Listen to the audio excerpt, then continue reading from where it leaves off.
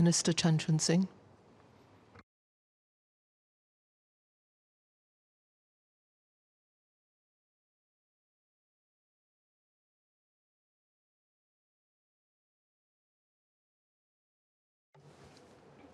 Chair, MOE thank members for your suggestions, comments, and support.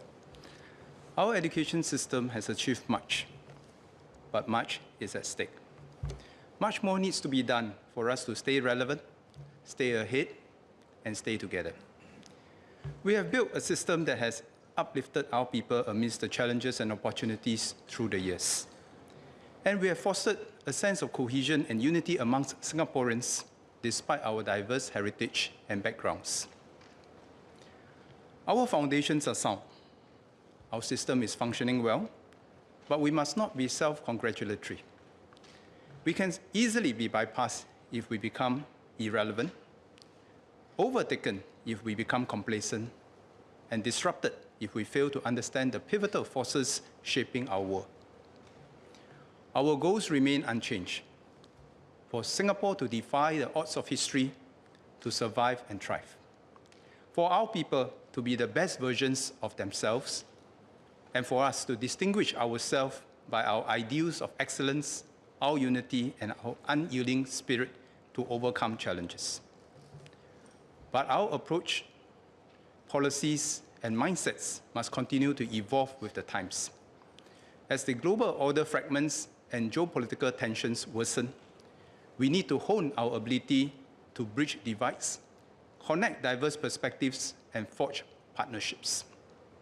As economies become increasingly volatile and protectionist, we need to secure our relevance by adapting to new contexts, creating new value propositions, and finding answers to tomorrow's questions ahead of time.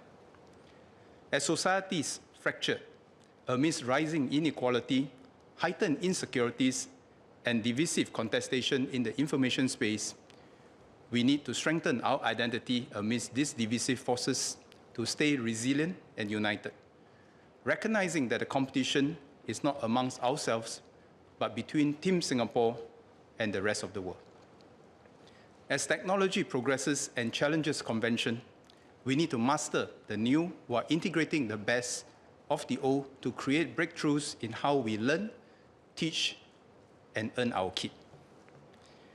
Ms. Denise Phua asked how we will provide a future-ready education for all. I will focus on two structural shifts we have embarked on to achieve this. First, we must recognize, respect, and embrace a diversity of talents to enable Singaporeans to thrive even amidst the uncertainties and untidiness of the world. We need to shift away from the narrow definitions of success, which may make us proficient in select domains but brittle as a system. We must also avoid teaching to the average, which does not bring out the best in anyone.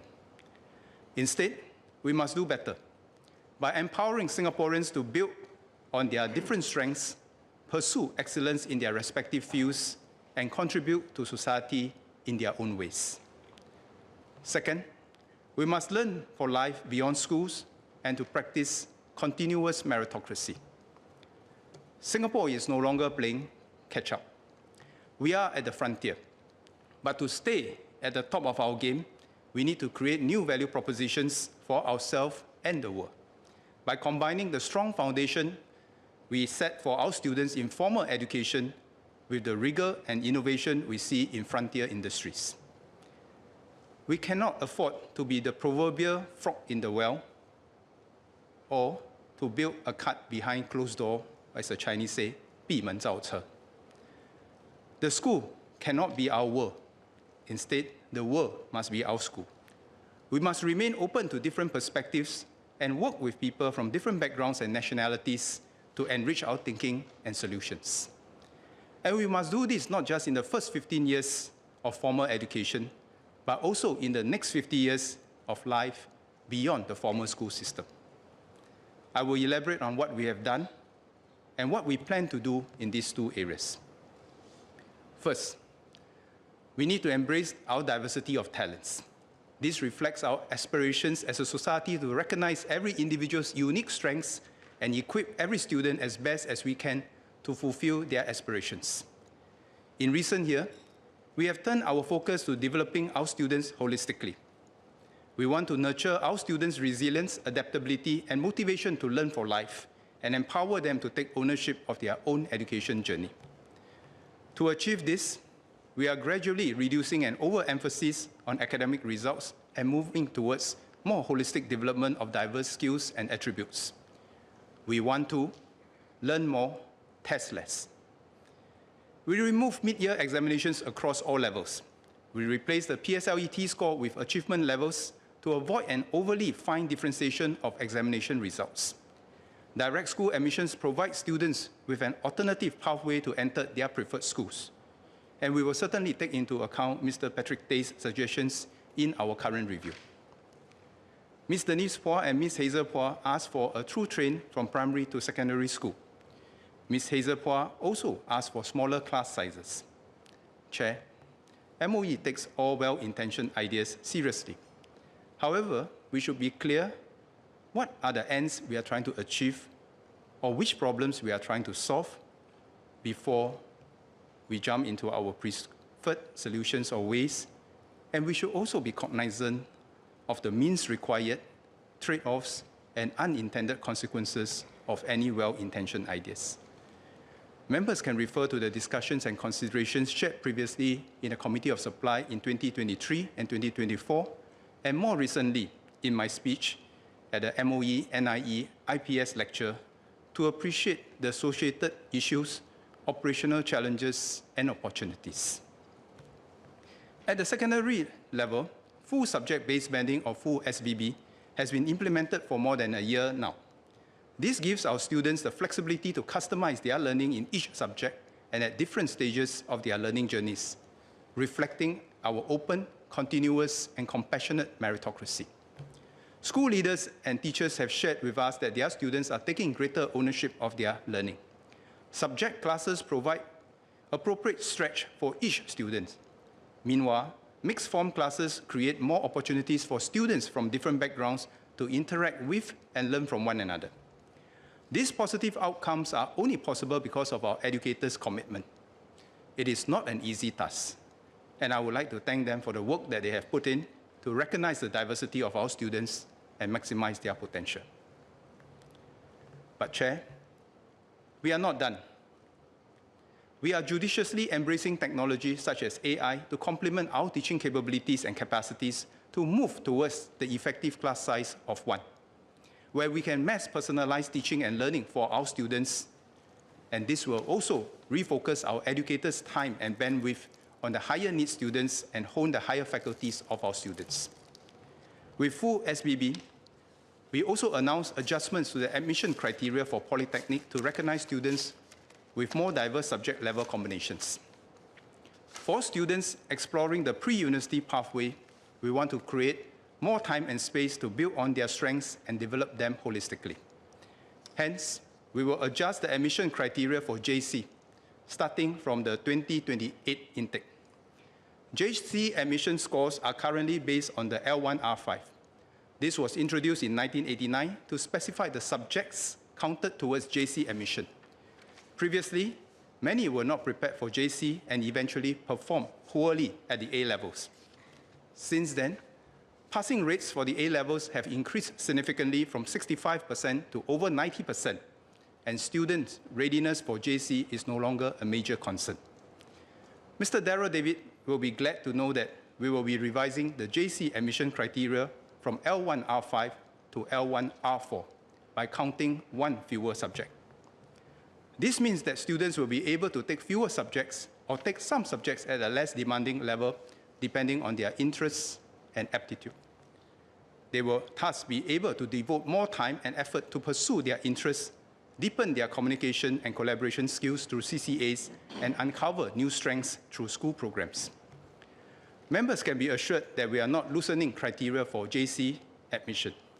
We will retain the requirements for language and 3 relevant subjects, 1 in the humanities, 1 in mathematics or science, and 1 final one in any of these subjects to be included in L1R4. JC-going students will still have the foundation they need for JC. On the other hand, we are also not tightening the criteria. With one fewer subject counted, students will need a gross aggregate score of 16 points rather than 20 points to be eligible for JC. This is a natural recalibration that 5 subjects will be counted rather than 6. Based on our simulations, we expect that a similar proportion of students will continue to qualify for JCs. We will monitor their academic outcomes to ensure that students are befitting for their JC program. With one fewer subject included, we will also adjust the cap on bonus points from 4 to 3. Bonus points recognize key aspects of our students' holistic development, such as in CCAs and other language programs. SPS Sean Huang will elaborate more on CCAs and our review. I will share more about learning of our mother tongues. Bilingualism is a fundamental part of our national identity and our competitive advantage to build bridges in a fragmented world. As announced previously, MOE will be taking additional steps to encourage the learning of mother tongue languages, or MTL. In the preschools, we are focusing on early exposure to MTL. We are piloting this in 2 MOE kindergartens and will expand this to 4 more MKs in 2026 and share our approach with other preschool operators. Secondary school students will have more opportunities to offer higher mother tongue. These and other MOE moves will help, but they are not a panacea. Ultimately, our families and society must come together with our schools to create a conducive environment for the learning and use of mother tongues. If mother tongues are not used in homes and communities, they become second languages rather than mother tongues. What schools do, our families and society need to reinforce. We have made policy changes over many years to reduce an overemphasis on academics. But to make a lasting impact, mindset and culture must change too. Changing our scoring system or assessment models as suggested, or reducing mid-year examinations will not reduce pressure on students if we, as parents and as society, compete to the last decimal point and power on what MOE removes and reduces.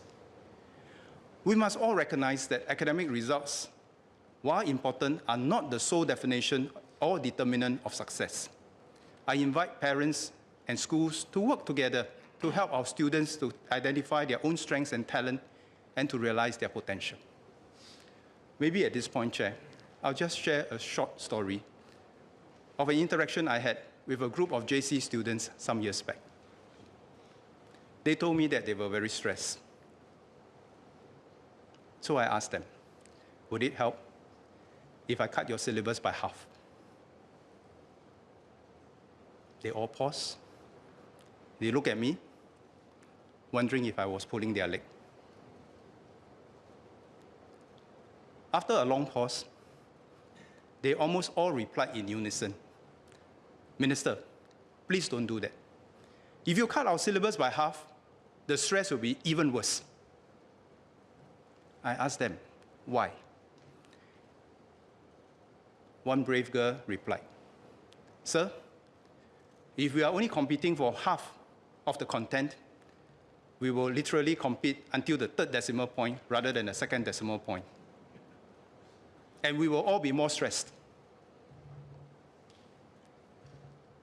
Since they thought I was pulling their leg, I thought to counter-propose to them that perhaps then I should increase your content by 2 times. They all didn't know whether to laugh or they thought that the Minister of Education was being serious or not. But that was not the end of the story.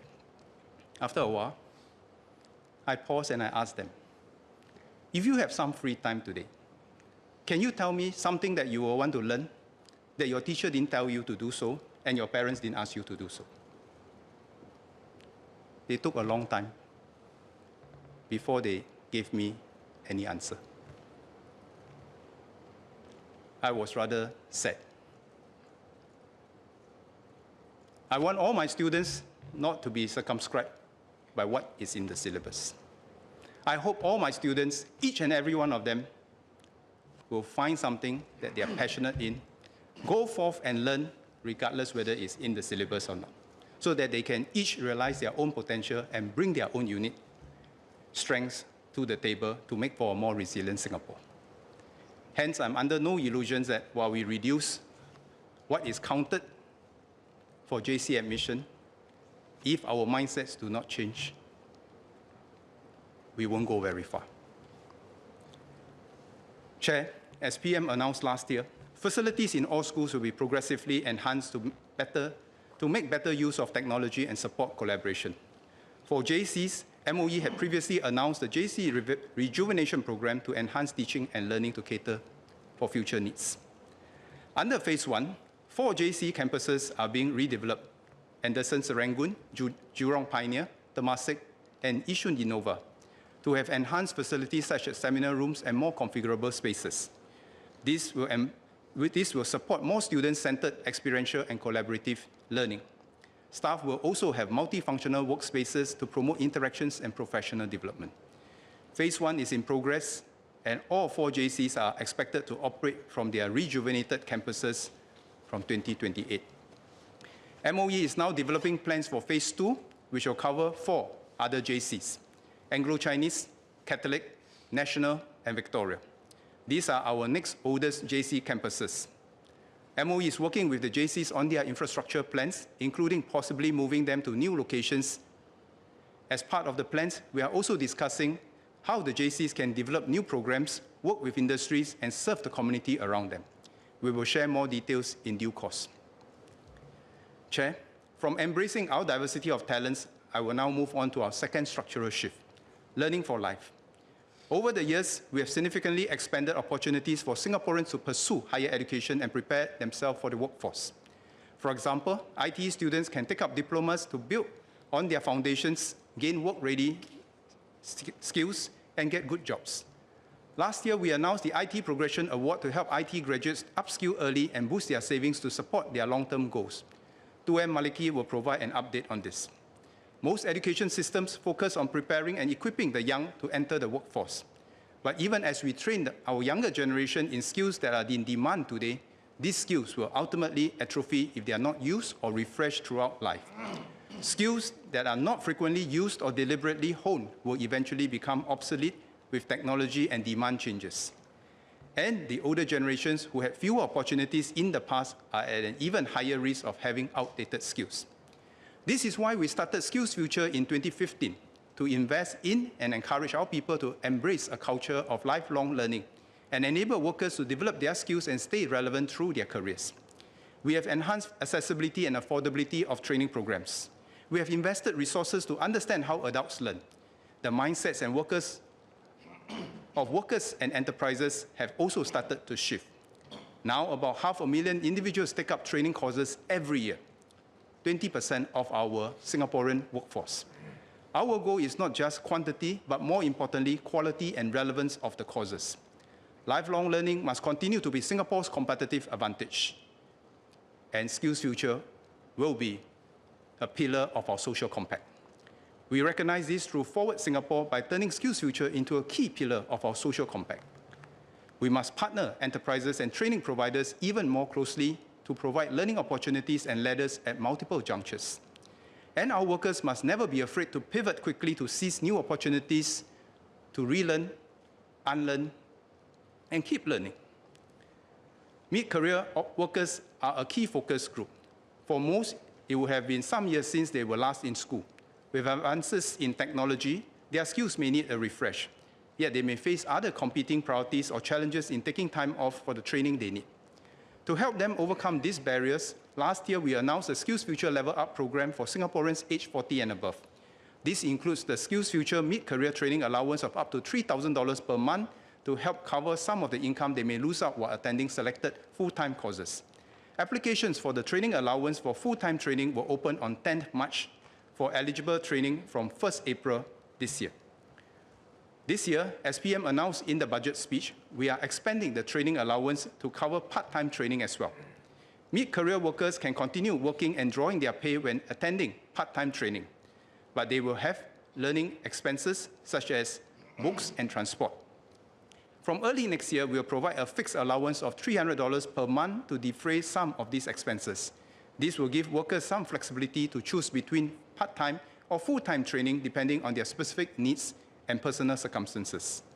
MOS Gun will share more on Skills Future.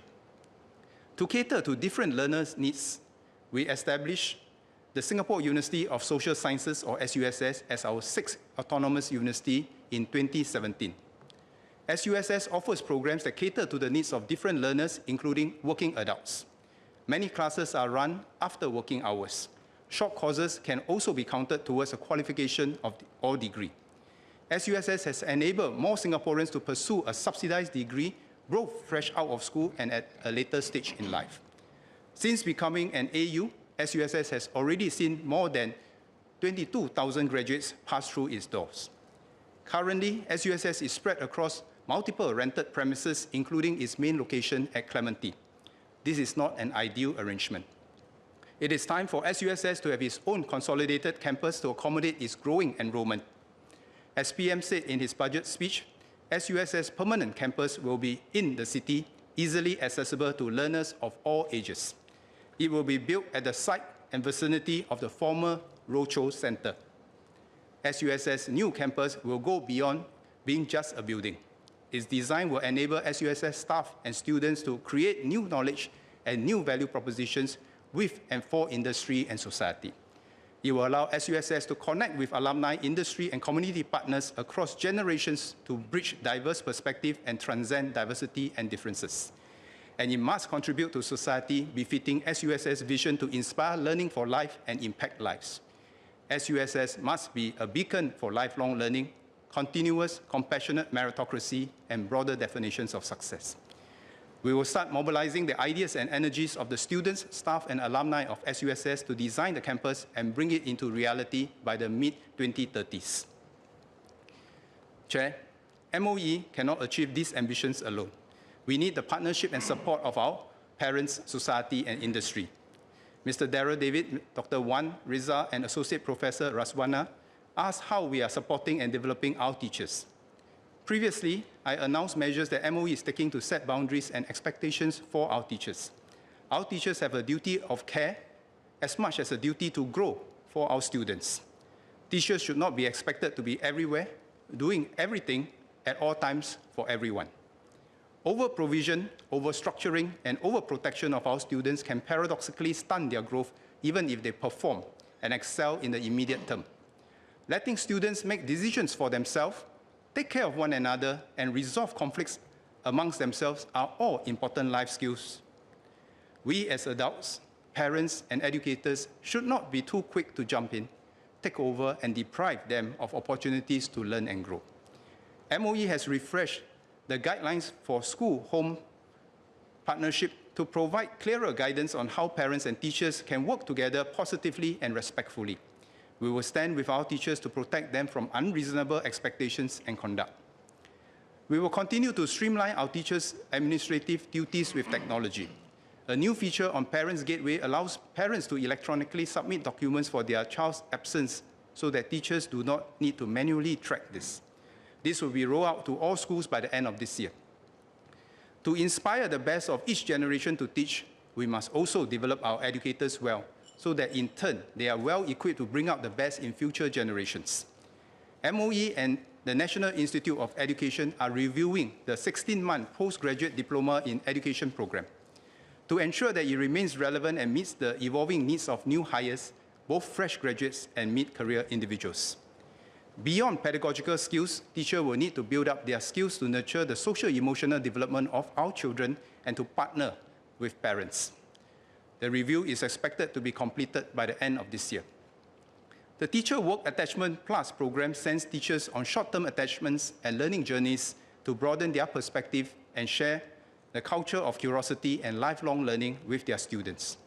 Our schools and institutes of higher learning will continue to closely partner industry, to tighten the nexus between frontier technology and academia, and to create new value propositions, to ensure that our students and workforce are equipped with relevant skills, and to evolve our HR practices to respect and reward these skills. Chair, I've laid out the 2 structural shifts we must pursue in our next bound for us to truly sustain a system that can realize our people's potential, embracing our diversity of talents and learning for life. While many may share similar vision, few may be able to achieve this. because it is not an easy task. We will only realize our aspirations if we have the right ingredients. And I'm going to list down what have brought us here so far and what will bring us forward. First, a stable and consistent government that enables both policymakers and educators to think long-term. Second, a society that respects, invests in, and inspires its best people to join the ranks of educators for the next generation. Third, a teaching force determined to do what is right for our children, nurturing their holistic and lifelong development beyond their immediate grades. Fourth, a partnership built on trust between educators and families as we instill the right values and shared perspective with our children. Fifth, a robust academic industry nexus that achieves speed and relevance in our curriculum. Sixth, a sense of vigilance to keep watch on global forces from geostrategic to economic, societal, and technology that impact our survival and success, constantly challenging ourselves to adapt, adjust, and stay ahead. Next, an open mindset that embraces those who are different, leveraging on their diverse capabilities to complement our own and to create new value propositions together. A nation that respects, celebrates, and affirms the diversity of talents which makes us resilient. An ethos of continuous and compassionate meritocracy that inspires us to surpass ourselves throughout life and excel together as Team Singapore, rather than surpassing one another in internal zero-sum contests. And finally, a true metal in our people which propels us to set our sights ever higher and to turn our constraints into our winning edge. Chair, we are here because the Singaporeans before us gave their all to this generation. And it is upon our shoulders to do the same for future generations. Let us all, government, educators, parents, employers, and industry, refresh our commitment to pay this forward so that every generation of Singaporeans can aspire to a better future and that every generation of Singaporeans will define our success by how we enable the next generation to do even better than ours. Thank you.